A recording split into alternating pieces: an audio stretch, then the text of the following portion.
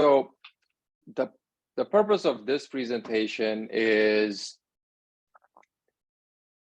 that there are, I think, I can think of three things. One is for members or community members who are not familiar with the plan with HoCo by Design, just to provide an overview of HoCo by Design.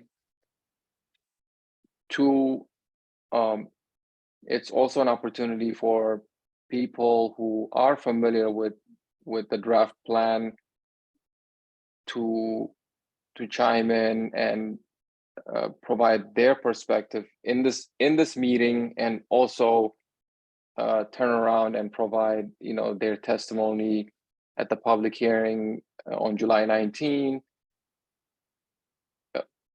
and or send in your testimony through email. And the third is to introduce a so-called community testimony that we have been preparing with other members, and where we have had community groups, civic groups that have signed on and supported this plan.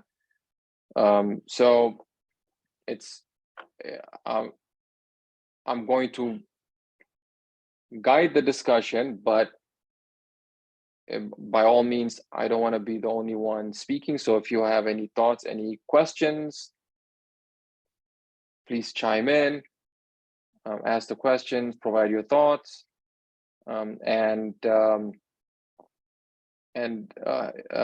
so yeah, feel free to do that. Having said that, I haven't looked at all the plan, the entire plan thoroughly. I have gone over it, and I've had a couple of areas where I focused really well, which is the fiscal impact analysis and the economic prosperity chapter, and so I would caveat it by saying, I wouldn't have much to provide in terms of detailed critique of, for example, character areas, but qualitatively I can describe the broad. I have a broad perspective of the entire plan, and it's primarily driven by what's discussed by the fiscal impact analysis and report, and also the economic prosperity chapter.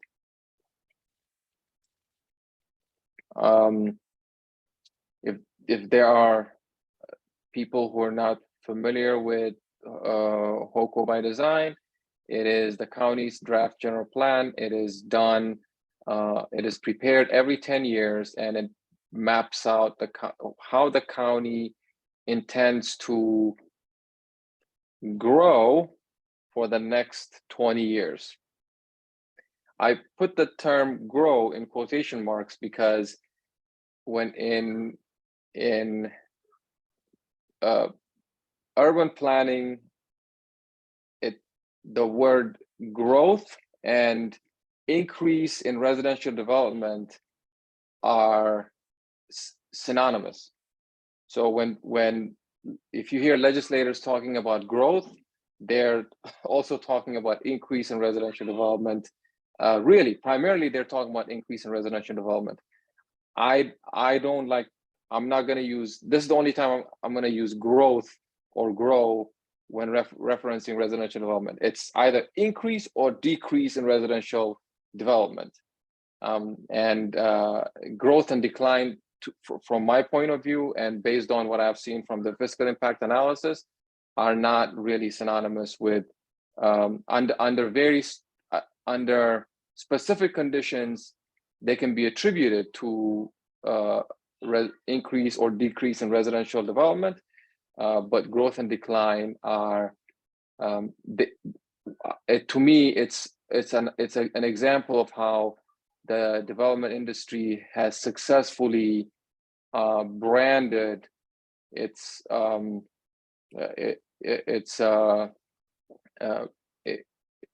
it's I want to say it's trade. Basically, it can associate what it does with growth.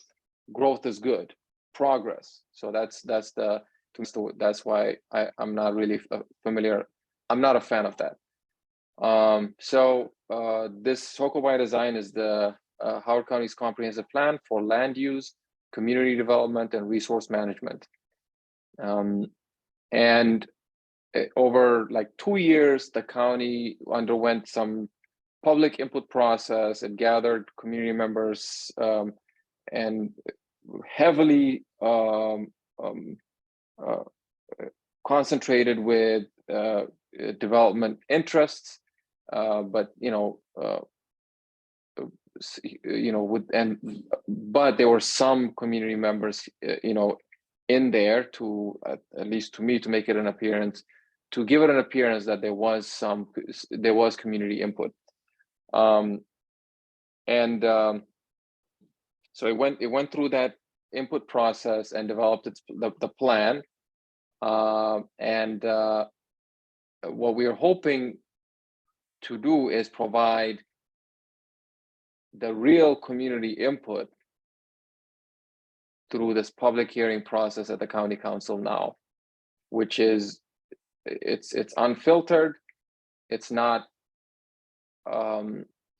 influenced by the development interest, the development industry's stranglehold on a lot of the various the people who filled those seats in the so-called the strategic advisory groups, or whatever they were called, the panels, and so we're hoping to do that and now, and what I would hope it is it's a way, we hope to, it's creating a vision and plan for a more sustainable, equitable, and vibrant future for Howard County, and really an equitable allocation of resources, which has not been the case for decades in this county. There are a lot of community concerns outlined that I don't believe are reflected in the existing HoCo By Design draft. And the plan. Hey Drew, could I have you mute that? Like, there's an echo there. Sorry about that. I was going to ask a question. Oh yeah, go ahead. Which is what's the source of these community concerns? Are the concerns from the plan, or are these your concerns for this group? Because I don't see schools in there.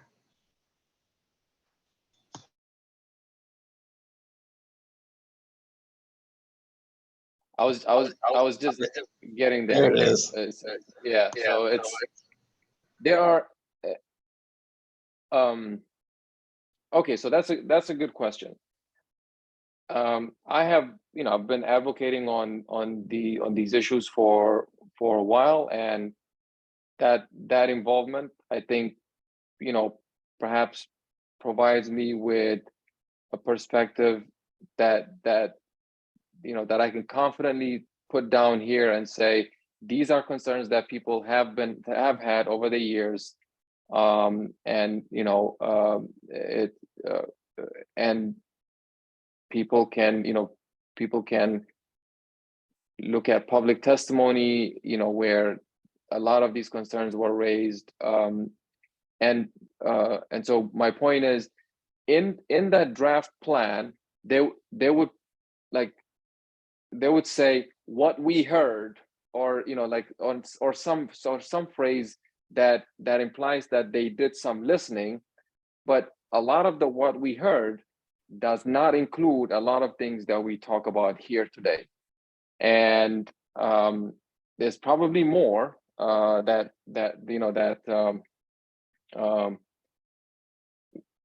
are not include that I have not included, but and it's not intended to be exhaustive, an exhaustive list, but for example, traffic congestion. This is a very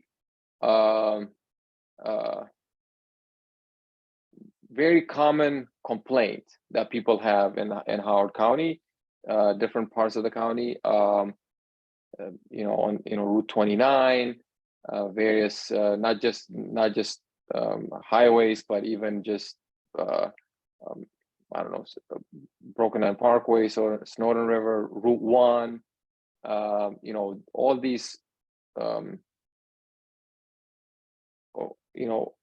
this problem has been, I would be hard pressed to find, anyone who has not had issues with traffic in Howard County.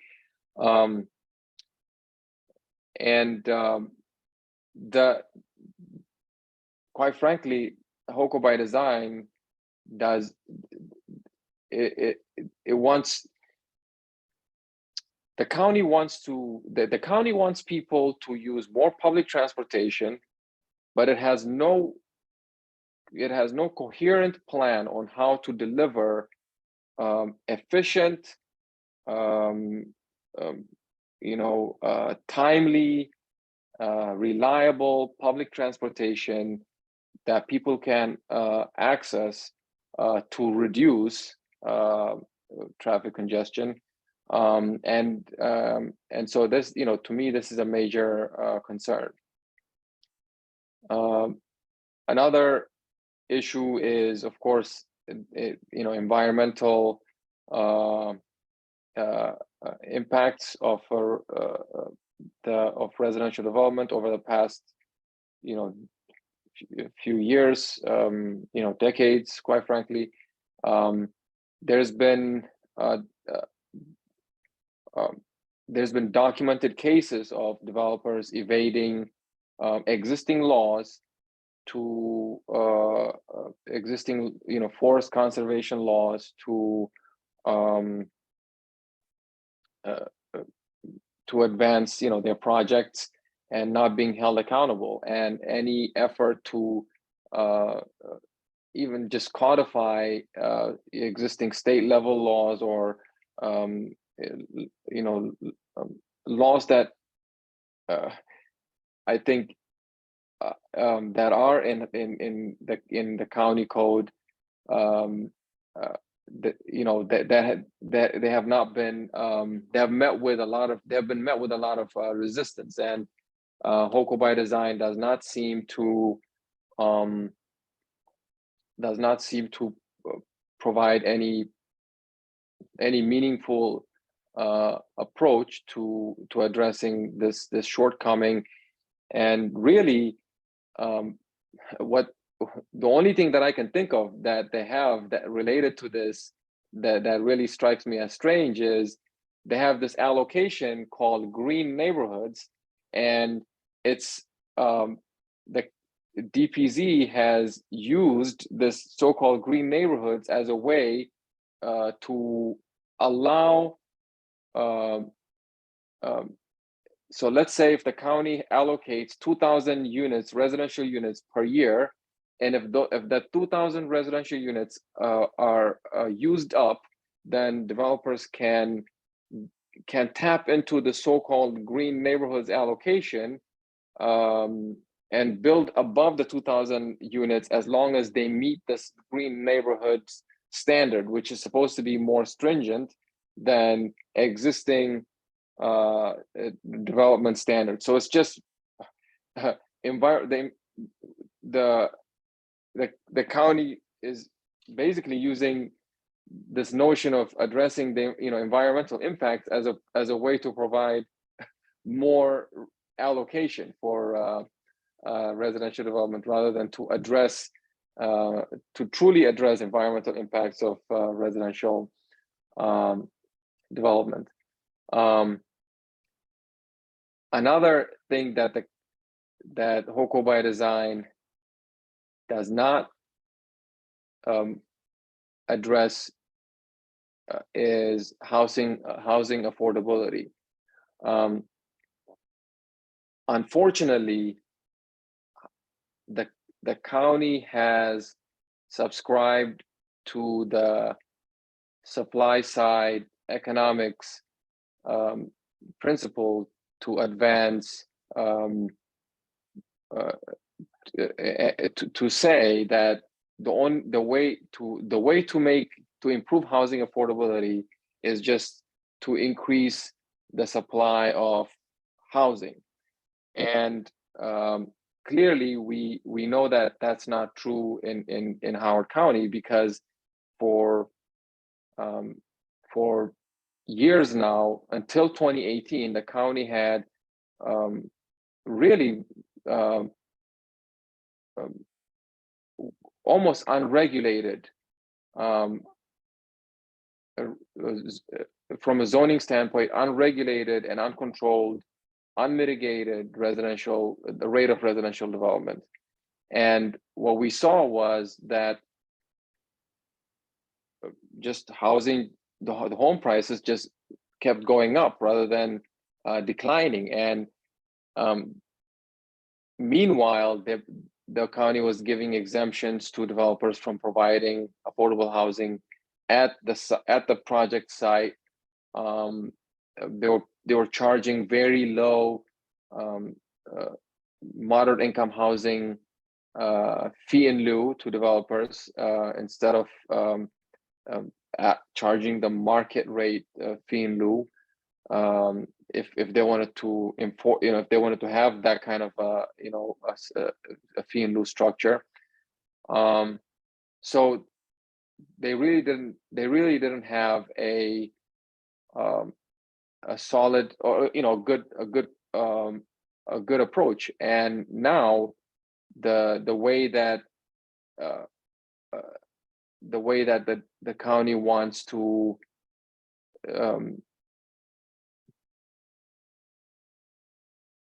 the county is leveraging this housing affordability crisis to advance the development industry's agenda.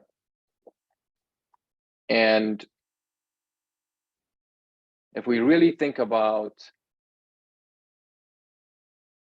why home prices decline in a municipality, home prices decline because of decline in quality of life and quality of level of service. It's proportional to that. When in Howard County, the median home price, I think right now, is around $550,000. And for someone for a family to be able to afford that without being rent burdened or without being housing burdened, that means they're not spending more than 30% of their income on housing. That family would need to have an income of around $144,000. And so what this is to say, if so $144,000 is, when we think about, let's say a family of four, is not, won't, I mean, it's a lot, but in this county, it's not, it won't, you know, it won't go far because of cost of living and so on and so forth. However, what we're worried about is making sure that it's affordable for people making, you know, $60,000-$70,000. For that income level, in order to make housing more affordable, home prices, median home prices in Howard County would need to be around $250,000-$300,000. There's no way that increasing supply of housing would appreciably reduce home prices from $550,000 to $250,000. Supply of housing would not do that. The only way you can do that is through hard regulatory means, meaning requiring affordable homes, or, you know, low income homes in the projects, within the project. So if a home is being built, you know, if a project has 100 homes, 15% or 25% would need to be affordable. Like that, you know, that needs to be a requirement within the within the zoning law, which is not the case right now, because a lot of zoning types are allowed to provide exemptions to developers, so they don't have to provide affordable housing at the site, and or they can get out of building it by paying a fee in lieu, which is like 200. I think it's it's about 100 times less than what it actually costs the county to provide affordable housing. You know, at when, you know, at a different site. Are there any questions or comments so far? Yeah, I think one of the issues in affordable housing is the county doesn't build it efficiently.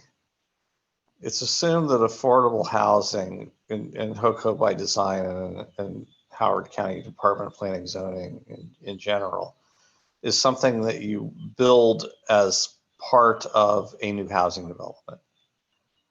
There's lots of other ways to provide affordable housing. You know, you can subsidize the renovation of existing housing. You can buy apartment buildings and renovate them and make them affordable. And none of this is profitable for a developer, but the developers try to make it so that the affordable housing discussion is essentially with them as the gatekeepers for getting affordable housing. It's like literal rent seeking. And what I think has to be done with affordable housing is separate it from commercial residential developers. And that's not unlike what you were saying, Harry, but this is where land banking and stuff like that comes in.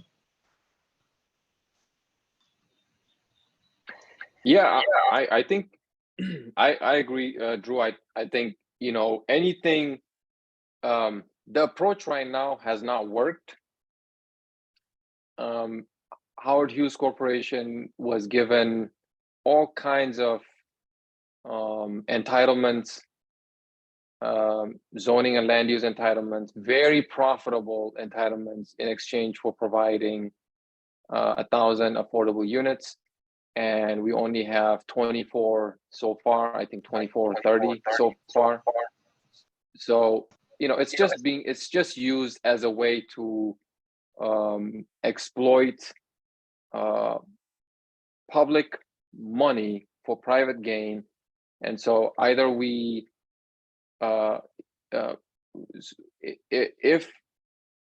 if a developer wants to provide affordable housing, there needs to be much more stringent laws that obligate that developer to provide it at the site, and other options where it's not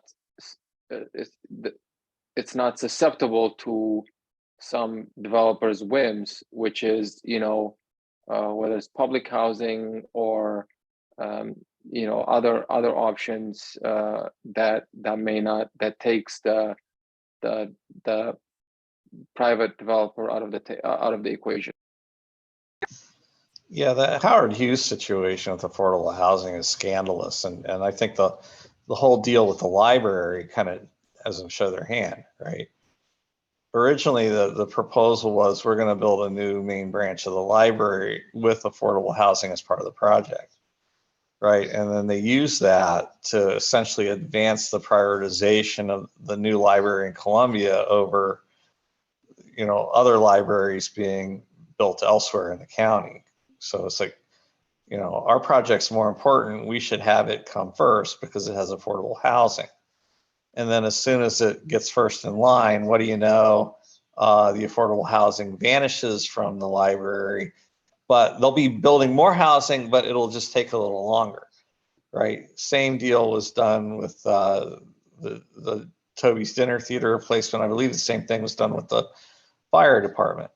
So Howard Hughes doesn't care about affordable housing. They use it to get the projects they want prioritized higher and then remove it and promise, oh, we'll build it later and it'll be even better when we get around to building it.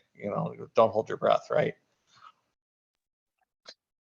Yeah, it's used as a wedge issue to advance their pet projects, make it difficult for people to oppose the part of the project that they really want. They could care less about actually providing affordable housing to people that need it. It's the part of the project that they really want is, like you mentioned, Drew, the shiny library with no books in it, and it's going to cost $144 million, and it's going to pad their balance sheets, and it allows them to do other projects that they really want. So yeah, we have to see through that. Yeah, and note if you go into the capital budget, note there's a library project, I think in Fulton, that comes after the downtown library, which only costs $40 million. And that's to start 5 years from now. So, let's remove any notion that the $140 million library is due to inflation, because they're going to build the next library for $40 million in 4 years.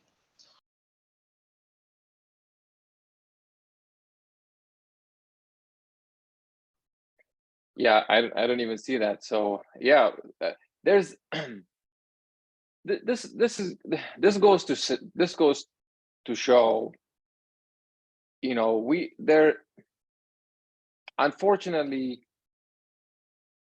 it would be nice if we can all just go about our day, just live our lives without having to worry, without having to look at some massive capital budget to figure out these kinds of things, that the people that we elect would do the right thing without us having to do this kind of digging. Unfortunately, that's not the case. So this is all to say,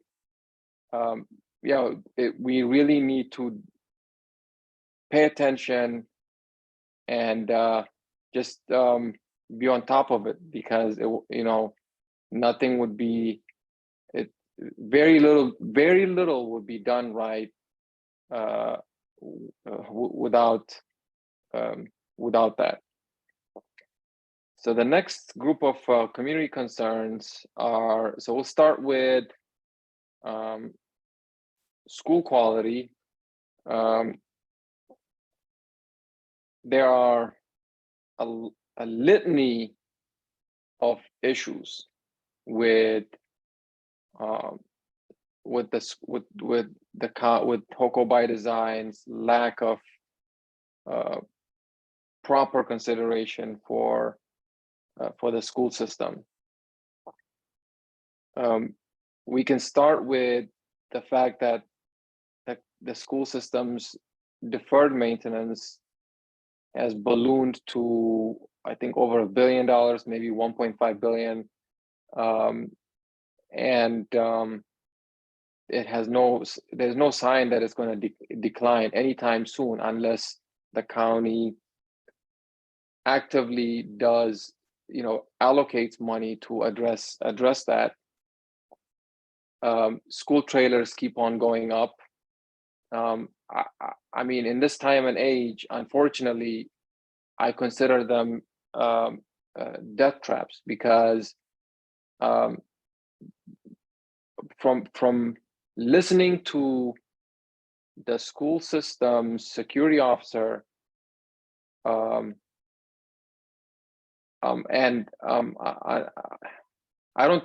think it's probably better not to say anything on a recording, mainly because it's not it just better not to give any ideas, but these are not safe. These are not safe facilities. That the kids need to be in brick and mortar buildings, and so there's no sign that these trailers, the number of these trailers, are going to start declining, and the county will start decommissioning them. And the level of service is also declining. The budget, the county council was just a few weeks ago was grappling with trying to find $10 million to prevent class size increases. In a $2 billion budget, they were trying to find $10 million. This is where we are, and every year we do this. Every year we have to scramble to find 5 million here, 10 million there, in a $2 billion budget. It's ridiculous that we do this every year. There are times when teachers have to choose between pay raises and class size increases. I mean, it's just not a good way to do it, and so the county has no plan on dealing with school quality. Any comments about that? Any questions? And by the way, if there's anyone that may agree or disagree, or that may disagree with this, or if you have a different perspective, feel free to share this, because this is we don't want to enforce any groupthink or whatever. If you have any alternative perspective, share it. Sorry, Drew. So one thought I've been having on this is, people pay a premium to live places that have high quality schools. And I think what we see from our developer community is, they want to build houses and apartments and sell them and rent them and charge a premium because of the reputation of Howard County schools. But when they do that without supporting the quality of Howard County schools by playing games with APFO and playing games with where students come from and the yield rates and things like that, they're not contributing to the continuing quality of the schools. They're going to cause the quality of the schools to decline. In which case, that premium they charge when they sold the house and rented the apartment is basically wealth that they are extracting from the community for themselves. It's exploitation. It's basically destroying the community for their own benefit. And it's ridiculous. This is one area of Howard County by Design that really needs pushback harder than anything, because that section is just chock full of lies. It's really simple. In Howard County, there are 0.48 students per residential housing unit. That number is easy to calculate. It hasn't changed in a decade. And if you're going to build a new residential unit, you should be paying for half a unit, half a seat in a school, period.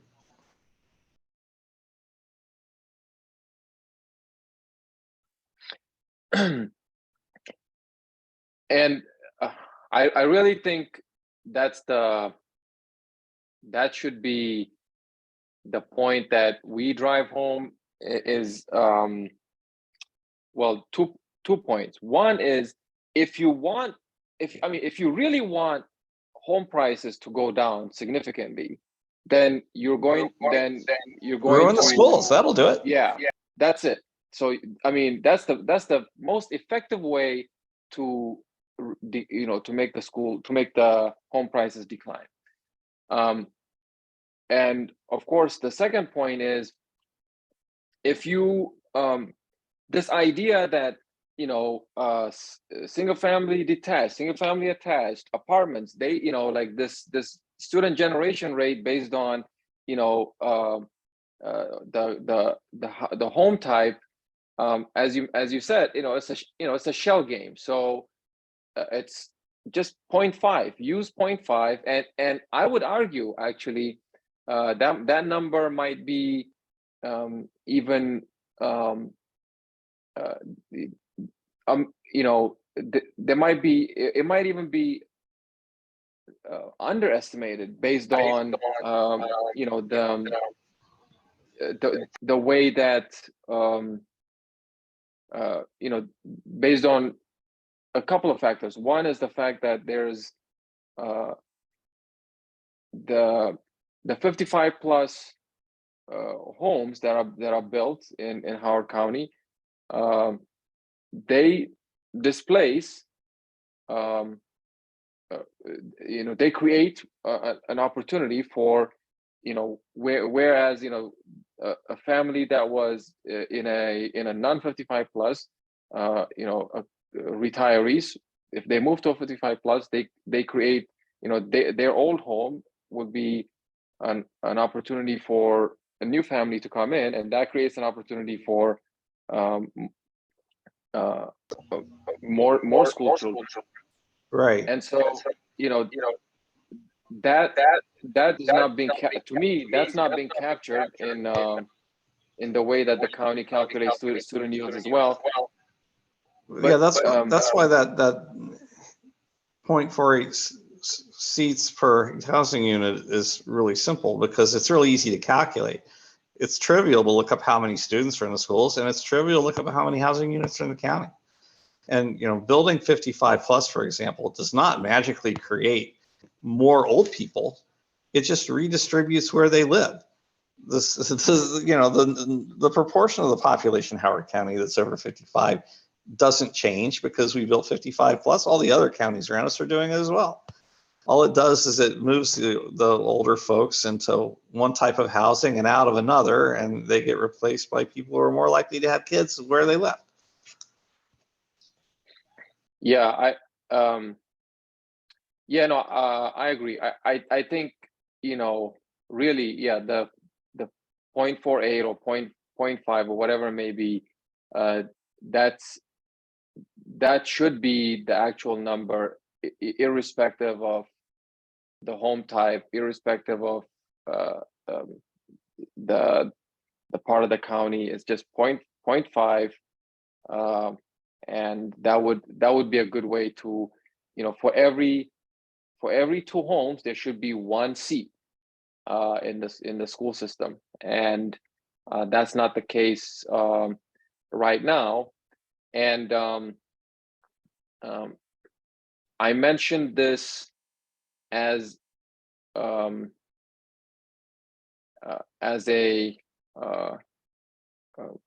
I always mention this, and I'll be remiss not to right now, which is the top 5 underperforming elementary schools in Howard County, which are all located in Columbia. They most, I think all of them are predominantly attended by children of color and children from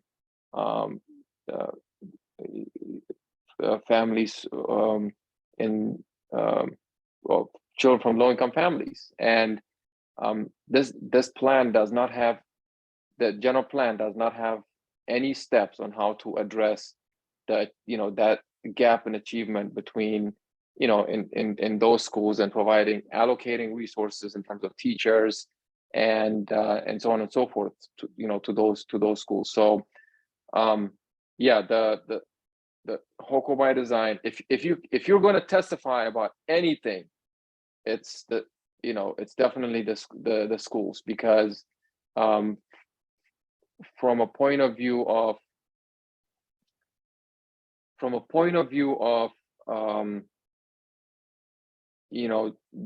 given that this is our main economic engine, the fact that it's not been addressed adequately it's a travesty, and it doesn't bode well. We're in trouble. Go ahead.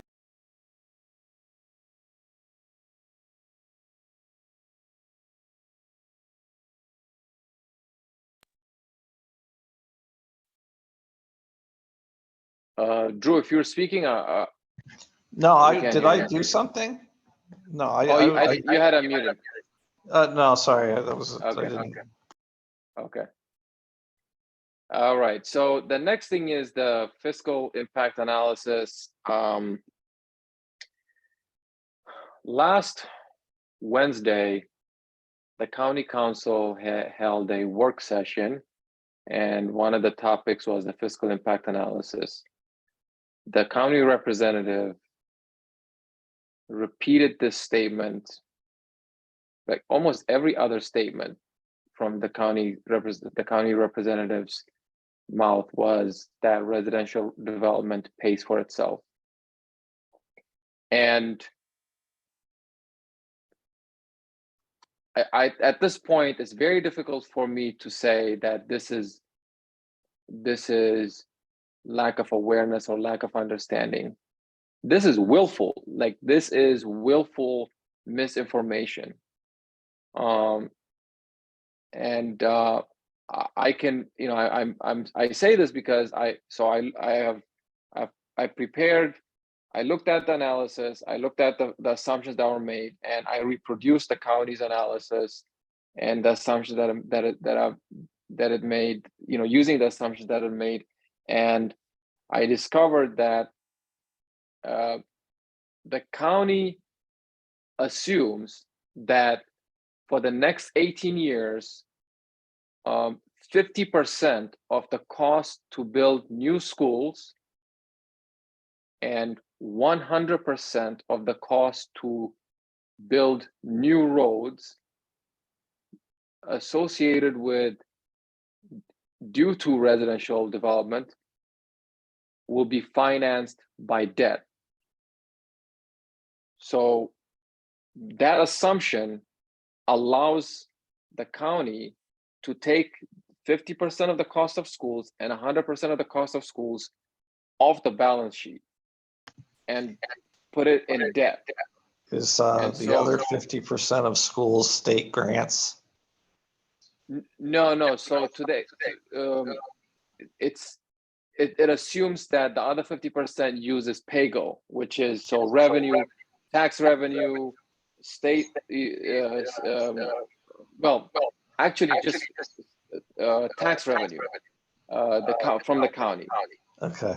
So it assumes that the other 50% comes from PAYGO. So I think it's pay as you go. So it's not debt. So because it's taking out 50% of schools and 100% of roads from the calculation, from the expense side, the revenue side appears more, and when you subtract, you get a positive number. That's what they did. They played with the numbers to come up with a positive number. And this is, to me, this is despicable. This is really bad. That that they're getting, that nobody is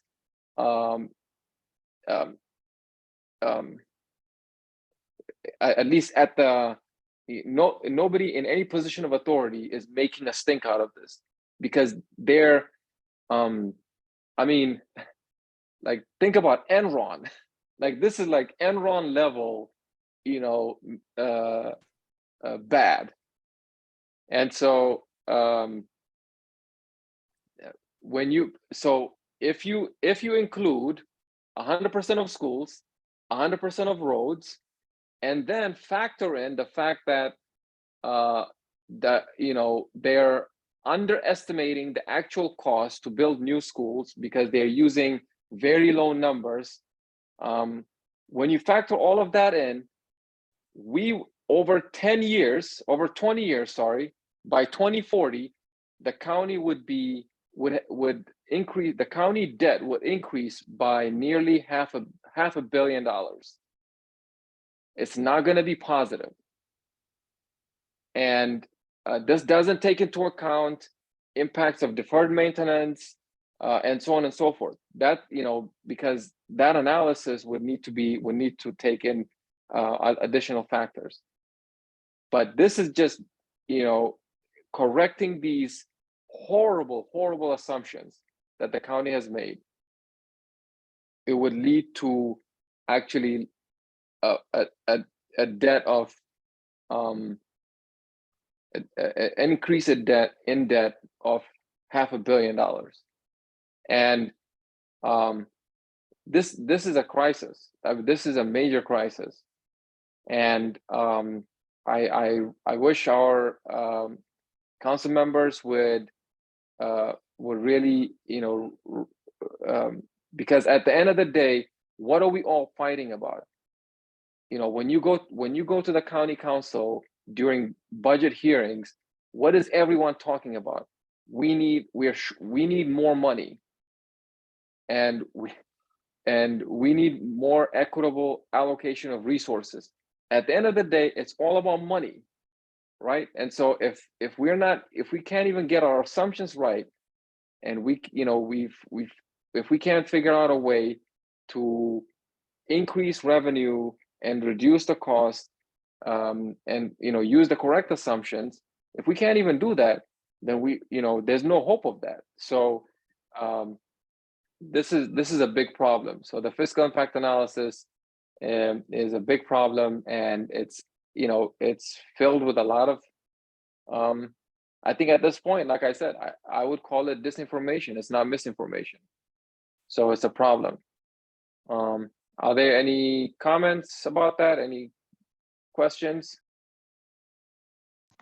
Yeah, HoCo By Design is internally inconsistent with this, because and sometimes they say we need more commercial and industrial development for fiscal purposes, and then at other times they'll say, residential development pays for itself, and if we don't have more residential development, we won't be able to afford schools. But as you said, that's false. If residential development paid for itself, we'd have a high school in Elk Ridge, and it's nonsense. They built thousands and thousands of homes in Elk Ridge without building schools. What schools they build are late. We still have no high school, and the impact fees that came from the artificially low impact fees that came from the development of Elk Ridge were actually used to pay debt service on existing schools elsewhere in the county instead of building seats to go for the new homes.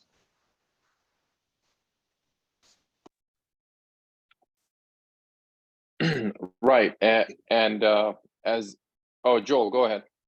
Did you all see the work session discussion about paying for itself from Mary Kendall and Jeff Brownell?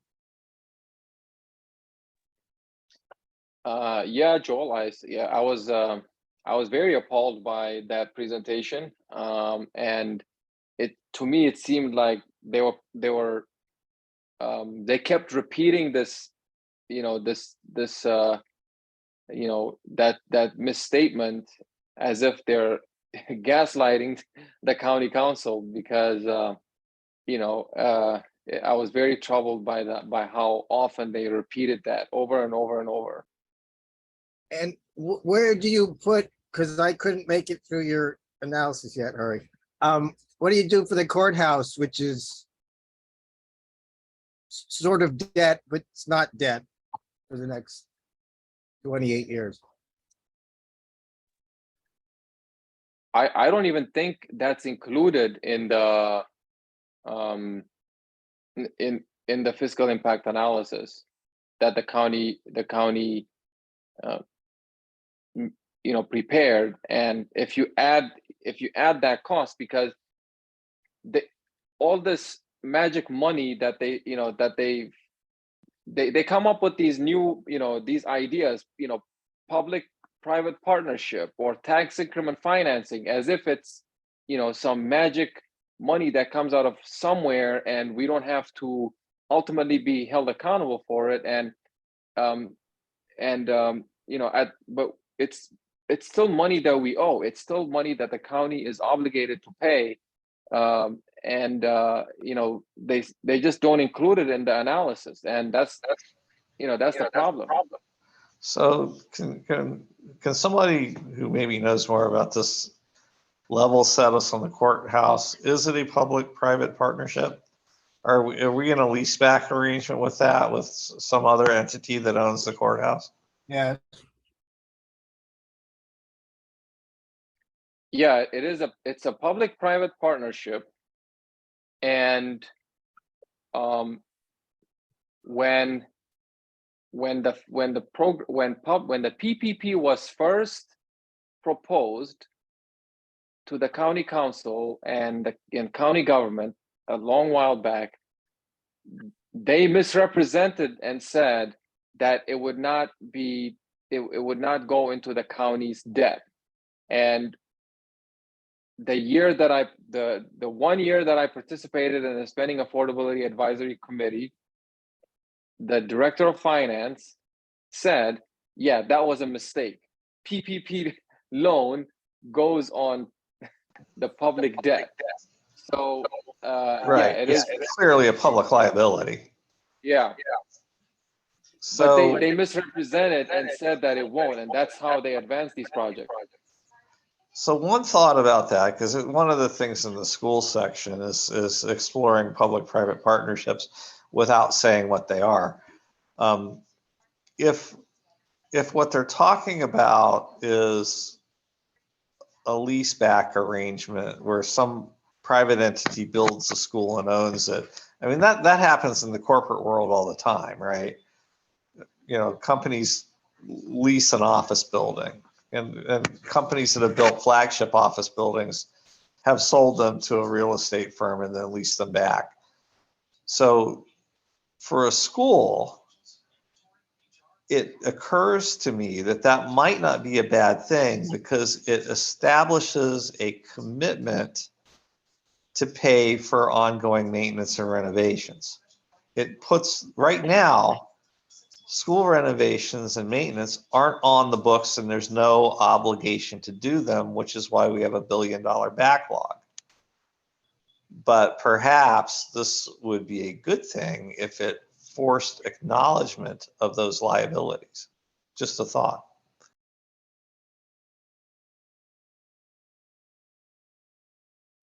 And then there's all the long-term leases we have. So if you treat the courthouse as a long-term lease, it's similar to the ones at Gateway and the fire department space in Marysville and the warehouse space that they got as part of the Harriet Tubman project, which you should know how many things got buried into the Harriet Tubman project. I'm afraid to think. Because when they moved the school system out, they had to make up space for them. So the county's leasing warehouse space, giving some of it to the school system for free. along with a number of other spaces that are given to the school system for free, which if they ever agree on the North Cumbria Fire Station, they're probably going to give them other stuff for free. So that's off the books because the county's paying rent for things that not attributed to the school system. And then I learned that the library system, DPW pays for all their maintenance, lawn mowing, and utilities. So that doesn't show up in the library budget. So when DPW told the council that the new library would cost $500,000 more to maintain, they said they were guessing based on square footage because they're going to want to have to maintain all the plants and pay for that heat. Yeah. So, I think the point is, the main takeaway point is a lot of flawed assumptions, misstatements, and I think intentional misstatements as well. So this goes, I think I just touched on a handful of community concerns, and last but not least is Elkridge and Route 1. And when I attended the HCCA annual meeting, a community member from Elkridge mentioned that the county administration met with community members from Elkridge and gave them a choice. And the choice was either a community center or a school site. And a lot of people were taken aback by that choice, by the presentation of that choice, or presentation of that choice in that way. And I provide that anecdote mainly to say, one, the county has outlined no meaningful way related to the school quality, but on school site, no meaningful let's step back. In the general plan, it talks about this area will be an activity center. This area will be for purposes of this. They have not identified a single site where, this area will be for elementary schools. This area will be for middle schools or for high schools. None of that planning is in the general plan right now. And specifically for Elkridge, where this pressing need has been stated for several years, that's absent. Decades. Let me fill you in on some of the context of this stuff. Okay, so I've been active in Elkridge Community Association since I moved here. We always try to figure out what our community concerns are, and they never change. They are number 1, schools; number 2, loss of green space; number 3, overdevelopment; number 4, crime. Everything else is like in the noise. That's been constant forever. Now, in Elkridge, in the last general plan, they had a new zoning type called corridor access centers, or something, corridor activity centers, that were supposed to be mixed use development along Route 1 with a design guideline book. And they sold that to the community because we like the idea of there being, more retail and places to shop, and a more well-rounded community. The implementation of this corridor access center zoning turned out to not be that. It's now just high density housing, because for each and every project, the developer went to the county council and said, this retail stuff, it just doesn't work for us. We need relief. And the county council, John Weinstein, would always give them relief. And the amount of retail and mixed use stuff steadily declined until now all of that CAC zone stuff is just all maximum density.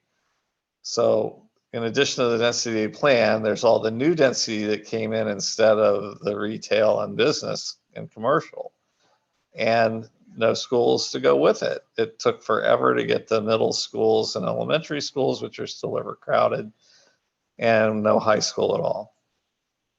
So we get to now our new general plan, HoCo by Design, and they have these character areas. The words that describe character areas are the exact same words that describe corridor activity centers.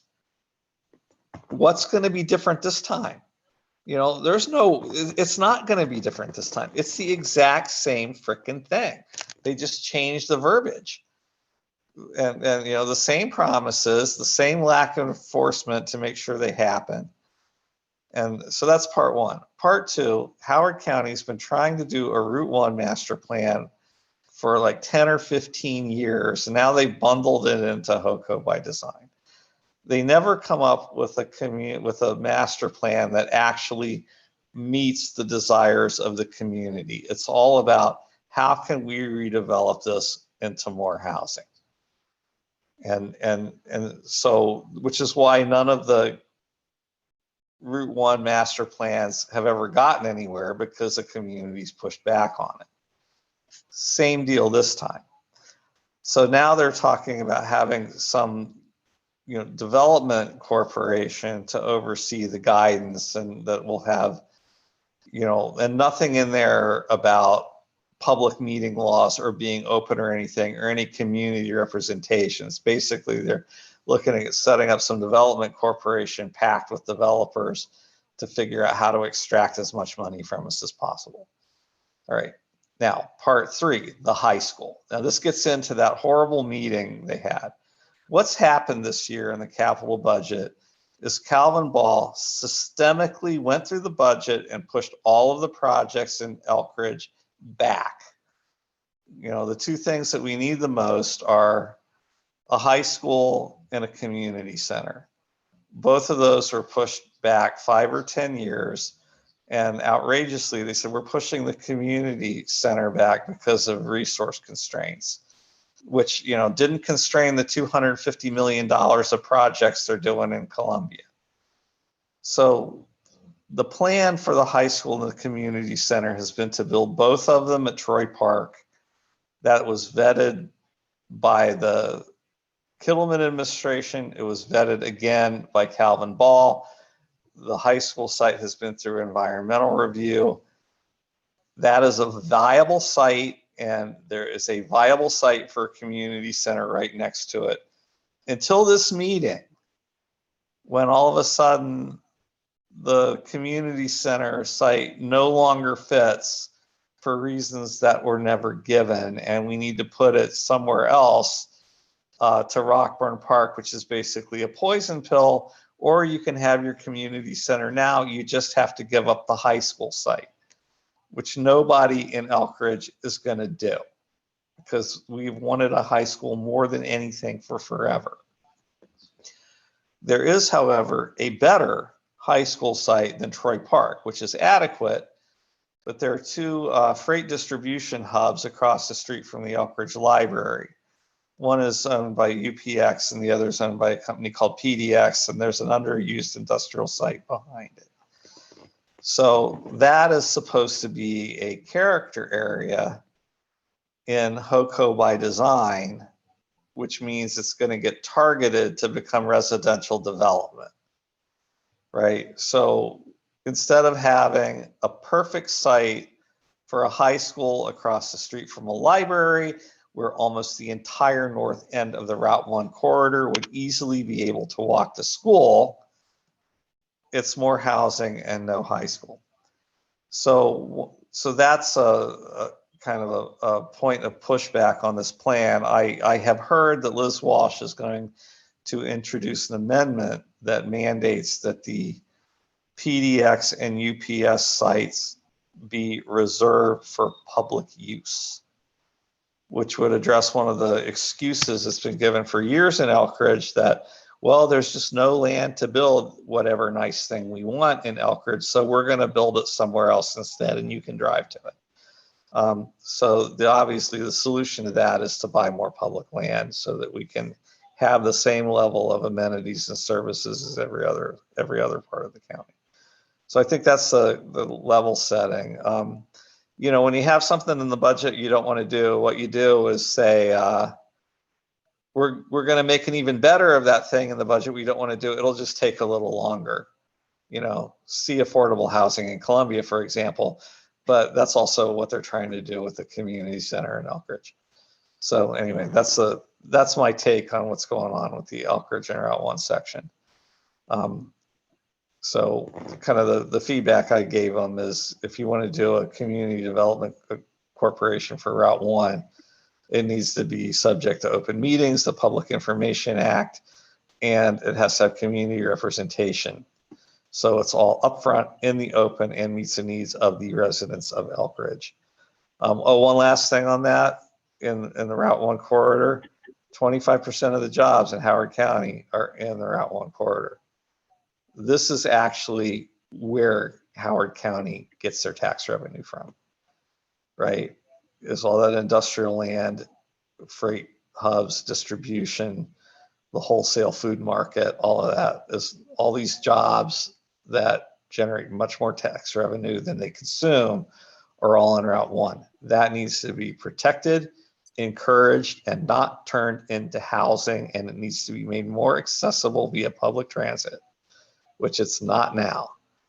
So that's actually a positive thing that we need to push for that Route 1 corridor work, is better bus connectivity, both inside and outside the county for Route 1, and encouragement of the existing business and industries. You know, save the Route 1 flea market. So there you go. Good Great. points, Drew. Joel, were you going to say something? Number of things to respond to Drew. Fact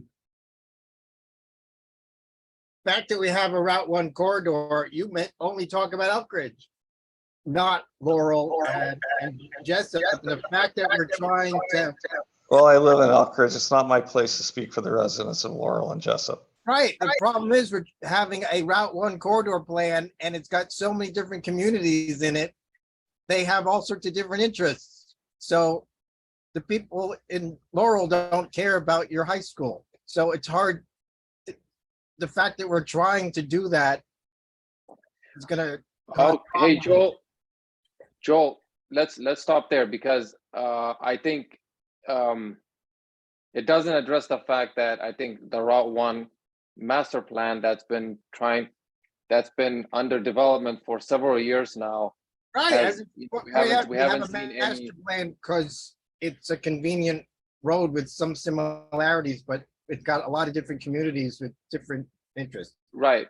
That is, by the way, one of the things that the Route 1 section gets right, is they do acknowledge that the communities are Route 1, you know, from the historic part of Elkridge to Savage to North Laurel and Jessup, all have unique character and they should be preserved, which is something they get right. All right. Regarding buying the UPS, if they're going to spend the money to acquire all that property, so I keep sharing my idea to squeeze a high school onto the Elkridge Landing Middle School site and move the middle school to Troy, where you'd take up less space, and then maybe you'd have your community center, I guess, would have room there, because the football The Troy site already has room for a community center, and the Elkridge Landing Middle School site is undersized for a high school. It's close. It's not as big. It's not the biggest, but I didn't think it'd be the smallest either. But the point is, especially if you built a parking deck to make some more room, the cost of acquiring other properties is going to start to get more comparable. Regarding the activity centers, Deb Young agreed with me that Wild Lake does not belong on the list. She asked him to take it off because it's already been redeveloped. And I've been telling them for 2 years now that just because the village center doesn't belong on the list. And the fact that others are on the list, like Oakland Mills, which had their study, is never going to get redeveloped because there are too many property owners. The guy invested $1 million apparently to convert the bank into a Dunkin'. He's not going away. So you can't change the whole shape of the area with all that. And that's the problem with Longreach that was bookended by 2 property owners that the county didn't own. And now I see that they're having an RFP and they seem to not be following the urban renewal plan, which was never an urban renewal to start with, but they won't repeal it. And I don't know where we're going with that development issue.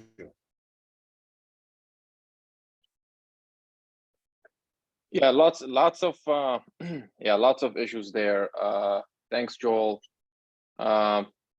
So let me. I think we're over time here, so I'm just going to close this discussion with this this community testimony website. I'll share the link here. So a few community members got together, prepared testimonies, and put it on this website, and solicited support from the organizations that are listed here, and we hope to get more over the next few weeks. And if you are a member of an organization or group that would like to consider this for for your organization, and if you want to be added as a supporter, just go to the website. You can fill out the form, send your email with if you're the contact person and the name of your organization, and we would be more than happy to add you to the list of supporting groups. But it touches on a lot of the aspects that that I mentioned today, and that Drew mentioned and Joel mentioned. So I definitely encourage you to look at it, even for your own purposes. If you're looking for substantive material, if you want to make substantive points at the county council, there's enough here that there's no need to recreate the wheel. The HoCo By Design list of chapters, I think the link to that will be on the website as well if you wanted to access the chapters directly. So I encourage you to do that. This is really this plan will seal the county's fate for the next 20 years, and this is our chance to do something about it, to make sure that it's done right, and at the very least, just prevent damage, really. I'll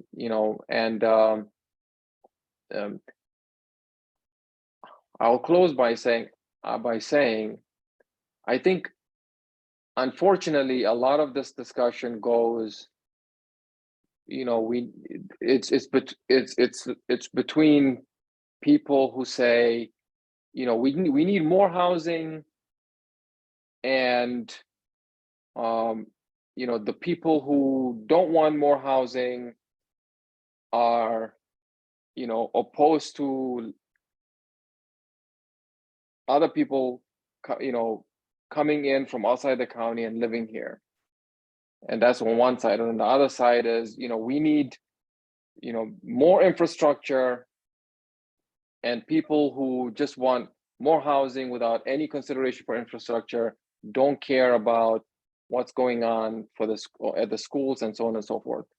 And I think it's, I would just, for me, from my point of view, it's, I don't care how many homes you build. You can build 1 million homes. Just make sure that the infrastructure is built along with the number of homes that are being built. That's it, at least from my point of view. You know, and make sure that if you really want people who can't afford to live here, then require that the homes are affordable. This Reaganomics approach is not going to work. Trickle down has not worked. We know it hasn't worked, and we need to require it. We need to put laws that require affordable housing at each project.